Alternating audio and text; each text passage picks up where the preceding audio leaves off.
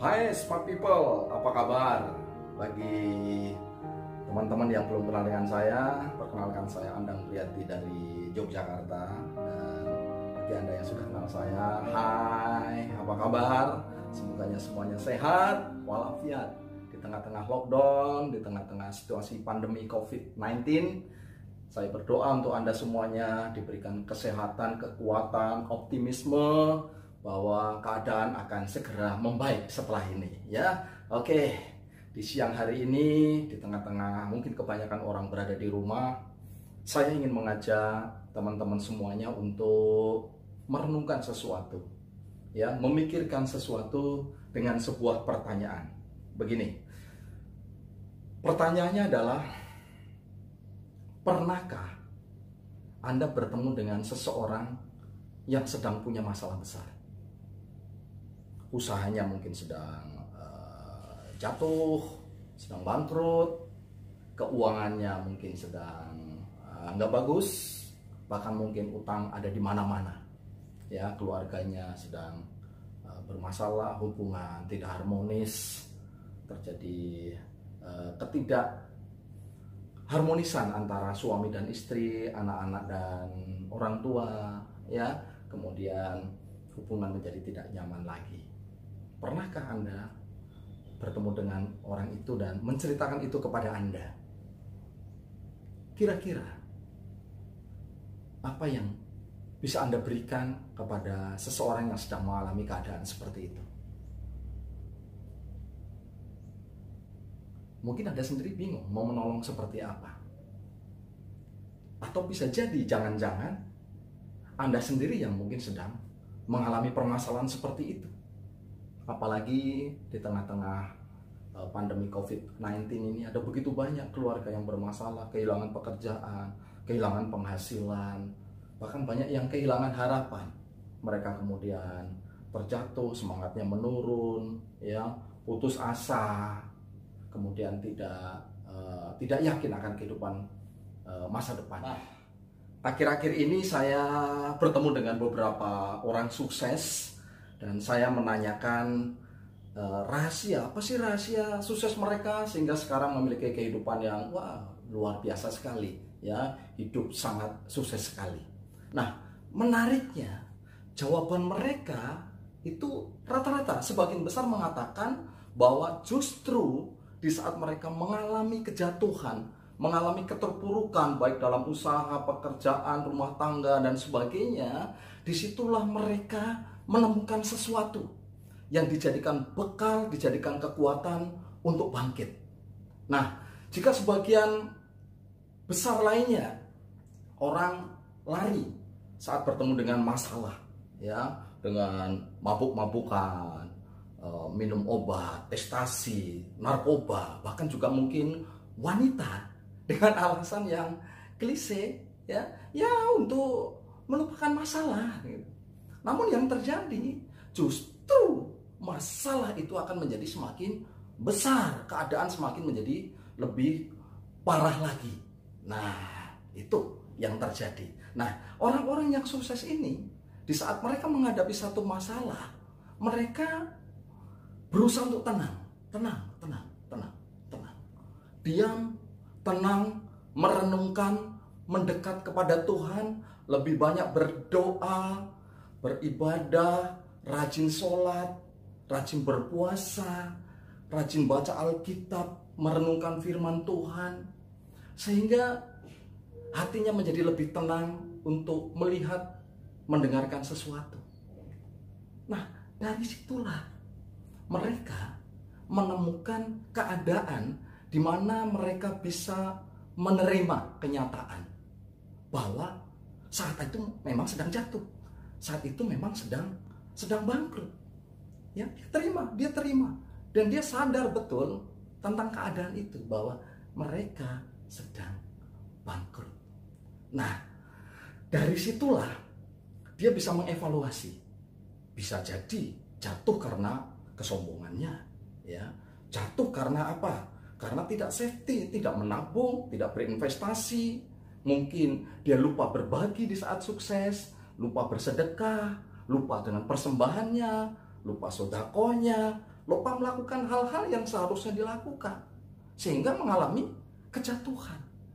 Nah, disitulah kemudian dia menemukan, aha, bisa jadi itu penyebab masalah yang mengakibatkan kejatuhan di dalam usahanya, dalam pekerjaan, dalam hidupnya. Nah, disitulah kemudian dia punya semangat yang baru untuk melakukan, untuk menjalani kehidupan dengan lebih baik lagi, dengan lebih optimis lagi, sehingga dia boleh menjalankan kehidupan dengan lebih bijaksana. Nah, mereka menceritakan itu dengan berapi-api, bahkan beberapa diantaranya sampai menangis karena dia mengingat kejadian itu, dan dia bersyukur ada kejadian itu. Justru mereka yang sekarang susah itu bersyukur. Mungkin kalau nggak ada kejadian itu, belum tentu mereka akan menjalani kehidupan yang seperti sekarang ini. Nah, akhir-akhir ini banyak orang mengalami seperti itu. Bisa jadi sikap yang benar di dalam menghadapi masalah itu bisa mengantarkan seseorang untuk menjadi jauh lebih sukses, melebihi yang terjadi sebelum adanya COVID-19 ini. Jadi teman-teman, tetaplah semangat, tetaplah optimis. Bisa jadi keadaan ini untuk mengingatkan kita untuk lebih baik lagi dalam menjalani. Beberapa orang bertanya kepada saya, bagaimana dengan Mas Andang?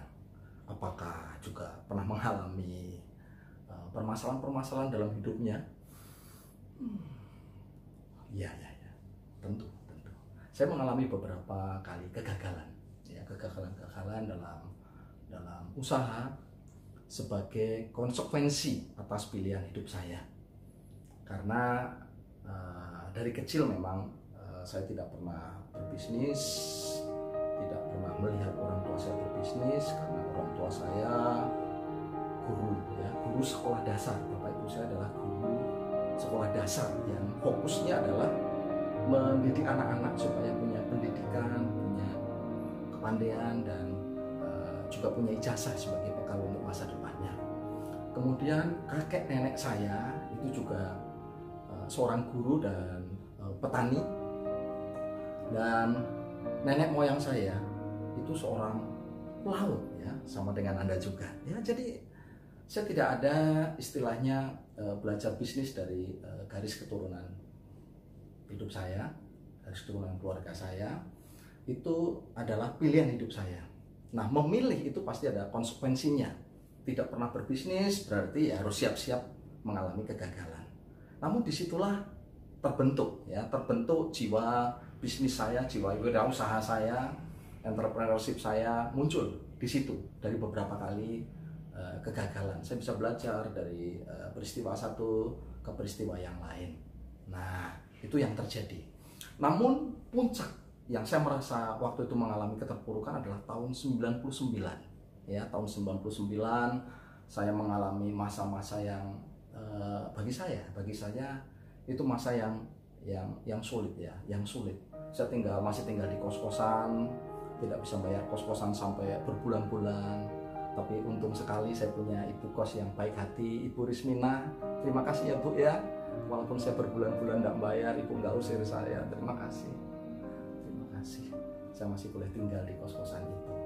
Nah, jadi saat itu saya mengalami keadaan secara ekonomi tidak bagus, ya, keadaan tidak bagus, kesehatan juga tidak terlalu bagus, dan yang lebih lagi saya merasa bahwa hati sedang sangat tidak enak karena saya baru ditinggalkan oleh mantan tunangan saya. Waduh, hati sedang sedih sekali. Namun saat itu yang saya syukuri adalah saya dituntun untuk mendekat pada Tuhan. Saya jadi lebih rajin berdoa, lebih rajin baca kitab suci, lebih rajin merenungkan, kemudian berpuasa, yang membuat hati saya kemudian tidak terlarut begitu dalam keadaan masalah, ya, tidak larut dalam masalah terlalu dalam.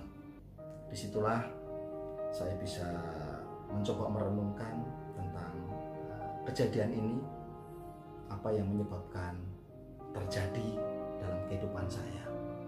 Jadi saya terus berdoa, memohon pada Tuhan, tolong Tuhan berikan jalan terbaik buat hidup saya, supaya saya juga bisa jadi orang berhasil bermanfaat bagi banyak orang, jadi berkat buat banyak orang. Tapi selalu di setiap doa selalu saya akhiri adalah dengan mengatakan, biar kehendak Tuhanlah yang jadi. Nah, yang terjadi adalah hari demi hari tidak berubah, minggu demi minggu belum berubah, bulan demi bulan, tahun demi tahun tidak ada perubahan.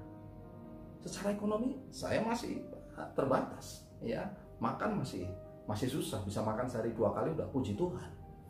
Tapi yang membedakan adalah saya bisa menerima sebagai keadaan, sebuah keadaan yang harus saya terima, yang harus saya sadari bahwa memang keadaan saya seperti itu.